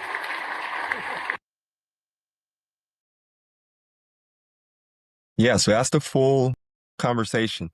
And someone may ask, why in the world would you put that full conversation up here? First of all, I say this, and I don't know if people realize it, like, don't let politics or personal influence get in the way of investing, okay? Stock markets up to the right, regardless. Sometimes it's down. I shouldn't say it's up to the right. Historically, long run stocks go up to the run, up and to the right, regardless of administration. So regardless of red or blue, because investors and these long-term investors are more concerned about their money than they are concerned about who runs the country. It does play something in the short term, but also it's rare that you get a chance to hear, quote unquote, two of the most powerful men in the world sit down and have a conversation like that. So you need to sit down and take your time to listen to what they're saying. If you're going to invest inside of a company, if you're looking at invest inside SpaceX, Elon Musk just sat there and made his case to you. That's why you should. So sit at it objectively and decide if that's something you want to do or if it's something you don't want to do. Not an endorsement for SpaceX stock, one way or the other, or Tesla or any of Elon Musk companies. But there's a chance that you have to sit there and listen to it, right? Because these are all things that you should take in. Like I said, I listen to Jerome Powell's speeches at the end every FOMC meeting because I want to hear what he's saying. I want to hear how he's saying it. I want to hear. I don't want the media filtering it through to me, trying to tell me what it means.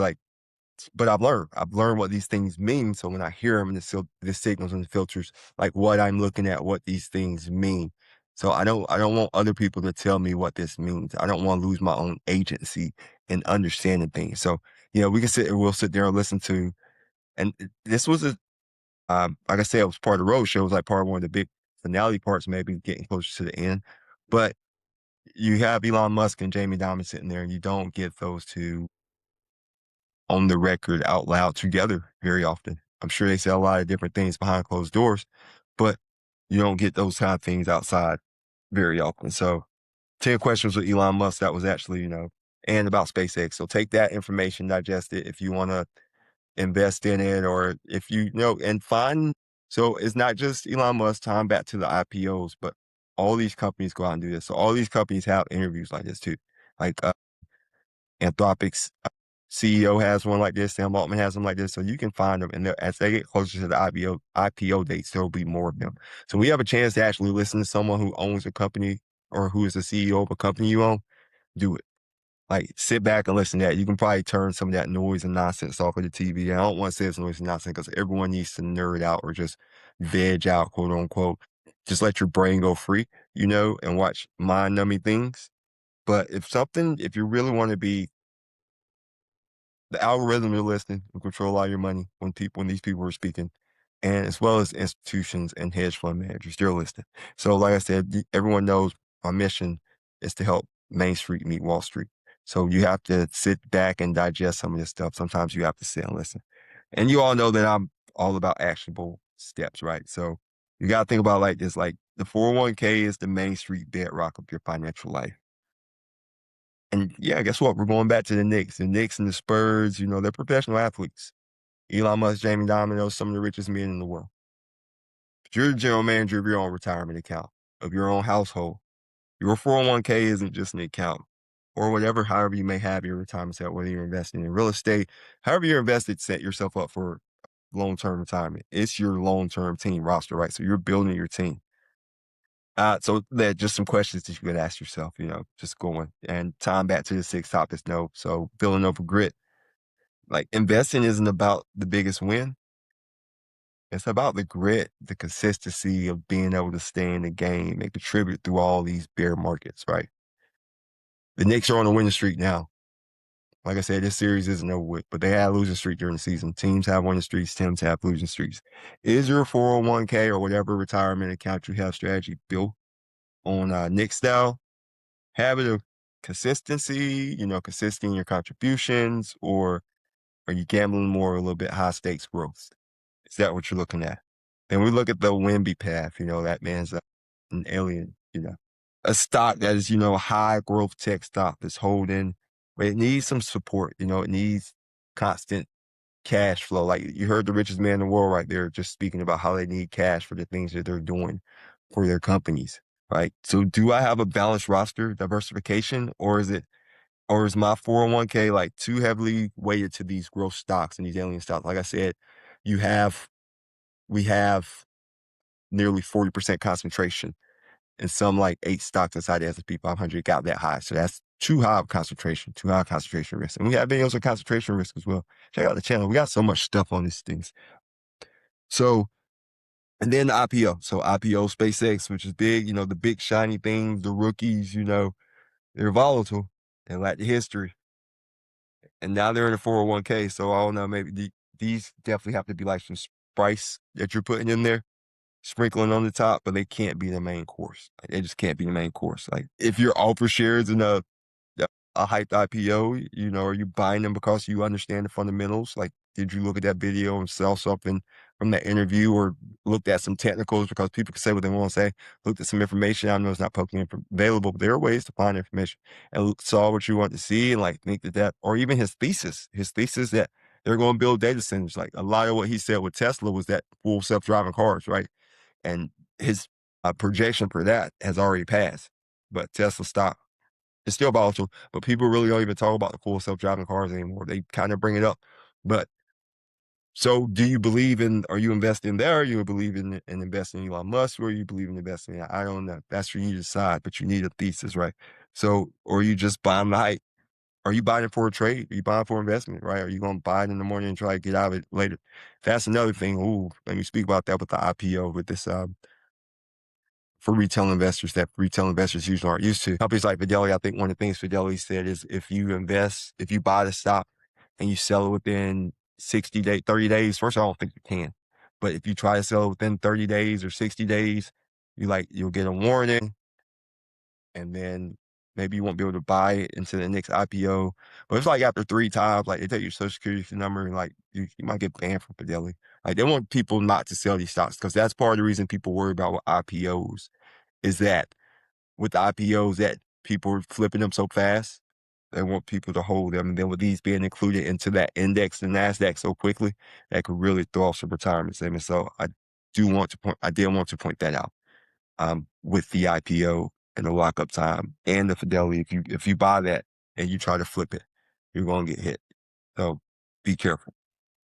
The crypto flush, right? Volatility, is a risk, and it's a test of temperament. That flush that we saw in crypto, did you pants sell? Not crypto in general, but like when these things come in life, are you going to pants sell, or you want to sit down and reassess where you're at, or you just going to readjust where you have? And when the market flushes, do you have the patience to hold on to what you believe? Like I said, is it time to double down, or is it time to expand? If you thought the Spurs were going to win the series, and you still believe in the Spurs, nothing's changed in spite of the Knicks winning 2 games in San Antonio, but you still believe Spurs, like, right? And definitely I'm telling people to, like, you should have even more conviction, even though they're down 2 in the Spurs, because nothing's changed, right? Or maybe you're just oblivious to reality. I don't know. We'll see. I think that series still has a lot of games left in it. I don't know. And then the stop flush, right? So we also have to remember that it's June, so it's the middle of the year. A lot of portfolios are definitely getting back into position. There will be some rebalancing in the quarter. So you do your own personal rebalancing, just make sure and see what you're holding. And wonder if you're holding too many of these high flying stocks. Is this something that's going to make your portfolio go way up or way down? If you're close to your retirement, you probably can't handle that volatility. Or if you're already in retirement, maybe you can't handle that volatility if these are funds that you need. So think about that. And then the outlook, right? Retirement isn't a 1-year game. So your 2026 outlook should be about whether your current strategy is going to go out in 2030, 40, 50. How far out does this tie into it, right? You set up the building blocks. You don't build a house that only live in it for a year, right? You build a house to live forever, or to stay, I don't want to say forever, but stay for a while. And in that house, you have to do upkeep. You have to do maintenance. You have to maintain that house, but you build a house with a foundation that's built forever, right? You want it to stay forever. Maybe you add rooms, maybe you add a deck in the back, maybe, I don't know, maybe you do something different to your landscape, but the foundation of your house is the same. And then if some natural disaster comes through, a tornado or a fire is not natural disaster, it could be, but something destroys that home, you can change some of the things when you rebuild it. Maybe, I don't know if y'all have seen Batman Dark Knight series. Bruce Wayne burns down his house. Spoiler alert for those who haven't seen it. Although that movie might be about 20 years old now. That movie's definitely got some age to it. Great movie. But anyway, he burns it down, and when he builds back up, he's like, now's the time for us to make some upgrades. So you just gotta, what does your playbook look like? Like, that was, the whole thing was burnt down. Is it time to start from scratch? Was it? Well, it actually was his doing. Spoiler alert for anyone who hasn't seen that movie. You should see it. It's way too late. But so, yeah, those are just some actual things that you should think about and steps you should take. I love these Saturday sessions where I can just sit back and kind of just, take my time and share things with everyone, like what's going on, what's happening in the world, what we've been seeing, what's been going on Main Street, what's been happening with the podcast. Speaking of the podcast and the podcast, I just released the episode with Brad Olson, part 1 of it. Part 2 is coming out soon. It's just such a wide range of conversation. He's the chief content officer over there at Benzinga. It's a great conversation that we have. We're going to have some things for y'all. Because Benzinga, they're great over there as well. They love Main Street. So if you check it out, there's a link in there where you can check out some of their research. Their Benzinga Pro. It's cool stuff over there. So we've been sitting there talking about Benzinga. Let me actually share their site here for a second. So like I said, we've had the Benzinga conversation with Brad. It just came out. The Invest America accounts are out. Well, they're not out, but a lot of people been signing up for them. They go live July 4th, so they may be out depending on when you listen to this, to where you can fund them and where they will have the initial $1,000 funding. Yeah, this doesn't want to share the Benzinga site right now, but no worries. Benzinga is a really cool site. You go in there and you check it out and just see some of the great things they have with their research. Then we have the newsletter. So just released the latest edition of the newsletter. The latest edition of the newsletter we're covering we're coming up on 30 years of Tupac Shakur's murder in September. It's actually about to be 30. His birthday coming up as well. He passed away, I think, 25 years old, but just the impact that he had on society and actually the economy, some of the things he tried to tell the world, as well as inside that same issue, it's called Greed is Good. We have the Gordon Gekko comparison, where we go deeper into that. So it's a really fascinating newsletter as well. Check that out if you want to. And it has some of those interviews as well. So it has the interview with Brad, has the interview on the AI bubble with Mr. David Snyder. Yeah, we're just trying to be an outlet for people. People don't want to maybe plug you in or let you plug in. So sometimes you just have to create the outlet. I've been watching a lot of financial channels, other people's channels here lately, and more power to people and the message. Like I see people spreading a lot of great things, I see people making people take action, having people take action to at least ask questions about their financial situations. But I am hearing some real fuzzy information coming out from some of these people. And I mean, some of these people with the biggest followings. I'm obviously not going to say anyone's name or anything like that because they probably wouldn't hear it anyway, but it wouldn't matter. But just be careful. Do your own research as well. Even if you're sitting here listening to me, I have no problem with going back and looking at anything I've ever said or anything I say. Check it out. When I say something, misspeak on something, because I will, I would love for you to let me know. I want this to be a community where we can speak and grow together. Let me know. But like I said, so when you're bridging this 401k or your retirement account, your IRA, or if you're already retired, you're trying to figure out what you're doing with Social Security, we do have the ABC Squared. You can check us out over there. That's my business. So that's a place where you can find me. And we have the website, actually have a website covering a personal website. So if you ever want to check that out, we have that. And then we have the Monarch Money. So if you want to try out Monarch Money, we have an affiliate link with that as well. So you can go check out Monarch Money and see some of the things that they have going on. Monarch Money is another cool place, another cool tool. So it helps you with your budgeting. You help share your budgeting with different people, with your different individuals. This is a personal website that I'm about to share with you right here. So if anyone wants to check me out, if they want me to come speak to a group or anything, I'd love to come speak to your group or do a little bit closer thing, maybe moderate a panel, or if you're looking for someone to come bring content. We are trying to get this spread out to more people, right? We need more people in the world hearing these things and from different voices and different people, because it can get numbing to people to hear the same thing over and over again, if that's all you hear. Or if you only hear from the same person. You see it when you coach kids, like these kids say they won't listen to their parents as much, but then someone else can say it and they're listening to it the whole time. Parents definitely get frustrated with it, but it's a thing. Like I said, so yeah, that's the personal website right there. Some of the interviews, some of the things over on YouTube. Check it out.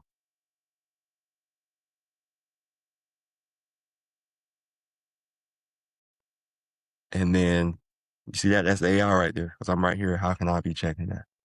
But some of the things on the website, and then we have the, let's take a second here, because I guess people probably forget that I do have a business. Even though that's not really the purpose of this, the purpose of this is really to spread information to help people learn financial literacy. But sometimes people get different. People are a little bit past the level that we're speaking about, high level stuff. Like I said, I can't give you personalized financial advice.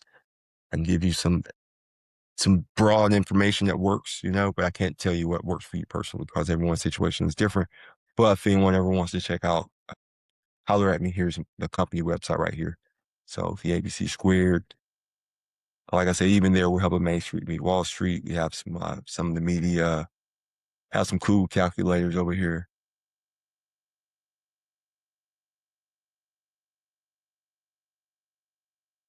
Most powerful force in the universe, Einstein, so not Einstein, it's compound interest.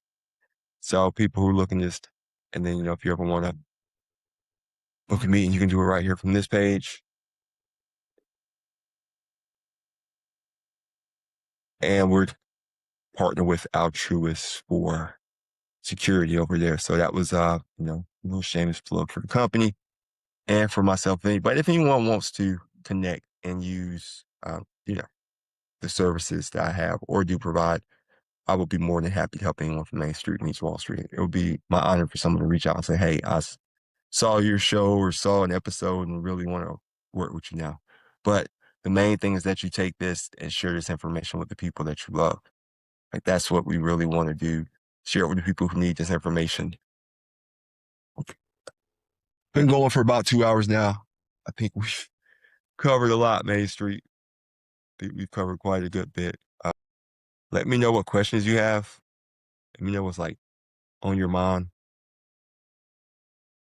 I love these Saturday sessions, like I said, where I can just sit back and take my time. It's not so macro, micro focus. It's just more on questions that I've been receiving throughout.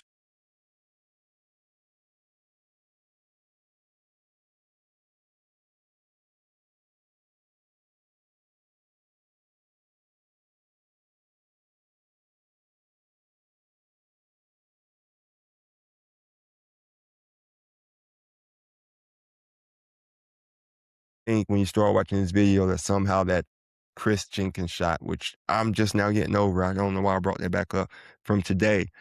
Just now getting over from it. Just now getting over, could lead us all the way to how this stuff plays in 2026 in the market. So the outlook, like I said, with 2026 is choppy, still a little more volatility. I think we'll probably be higher by the end of the year than we are right now. But that's with the dip to come. There's some volatility to come, and that's based on historical patterns for one thing, and the fact that earnings were really strong. We saw strong earnings, but we know there's geopolitical tensions and consternation that could be coming in the upcoming days and upcoming months. There's not resolution with the war.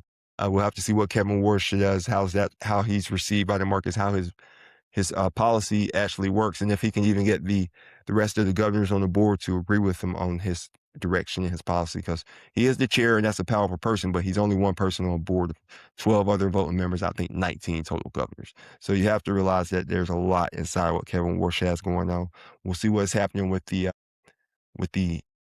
NBA finals. Like, who would have thought, the Knicks would be up to I don't, maybe the bet money went that way. So yeah, I think it's just been a wide range of conversation where we covered the sports, Knicks, Spurs, IPOs, how they work, what you can look for, cryptos flush, stock market flush.